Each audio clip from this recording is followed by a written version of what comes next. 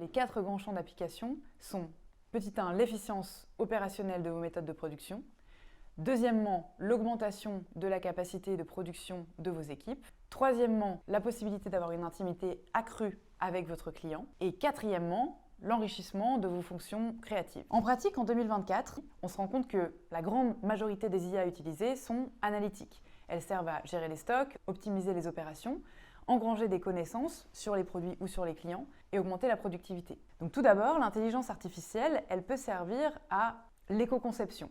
Par exemple, on en a parlé avec l'outil EcoBalise, vous faire des recommandations d'alternatives matières qui sont meilleures en se basant sur les données des ACV mais aussi les circuits courts disponibles. Vous avez aussi SXD AI qui est spécialisée dans l'éco-design. Cette société SXD, elle affirme que les designs suggérés par l'IA réduisent l'empreinte carbone des clients de 80% et font baisser les coûts de production de 55%. On a aussi l'optimisation de la recyclabilité sur les mêmes paramètres de données, mais aussi des calculs d'efficience énergétique qui vous permettent de simuler la relocalisation de votre chaîne de valeur. C'est ce que fait par exemple l'entreprise Retrace qui est spécialisée dans la traçabilité. Vous avez la possibilité de réduire le gaspillage avec une amélioration incrémentale des produits, en augmentant la qualité qui devient automatisée, en optimisant la production et donc celle des déchets, et en digitalisant les flux d'invendus. On en a parlé dans l'épisode sur la circularité. Alors un mix entre l'analytique et le régénératif, on a la possibilité aussi d'optimiser les formes, les matières, les imprimés et les patrons.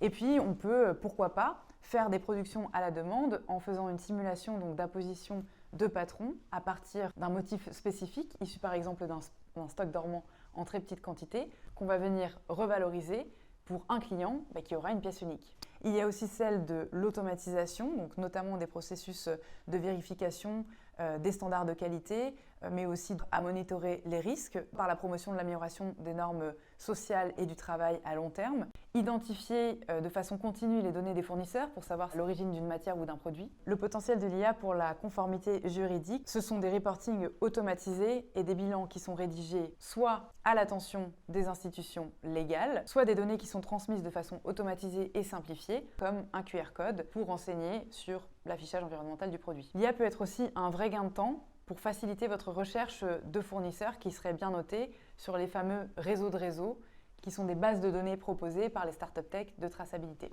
Le potentiel de l'IA, qu'il faut à nouveau pas voir ces solutions avec un prisme manichéen, un remplacement total des humains par le digital, mais plutôt comme une offre complémentaire à laquelle il va falloir s'adapter et former son personnel.